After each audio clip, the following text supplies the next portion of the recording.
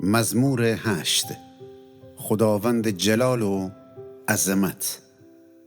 پیل رهبر وسیکی سرودخنن هدایت کنه. گیتیت آهنگ امره. داوود مزمور.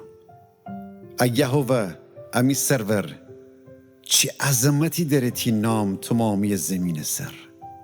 تو تی جلال آسمانان جر قرار بدهی، تی دشمنان وسی کوچه جغلن و شیرخور زکن زبان امره حمد و ستایش بنا بکدی.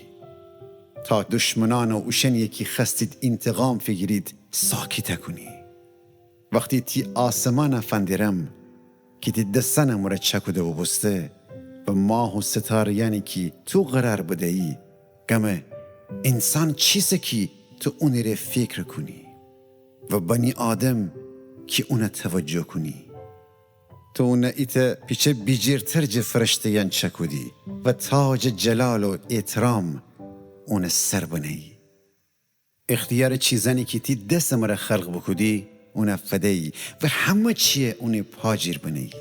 تمام گاو و گوسفندان و حتی هم سره جانوران، آسمان پرندیان، دریا ماهیان و هر موجودیم که دریا دورنی دوره.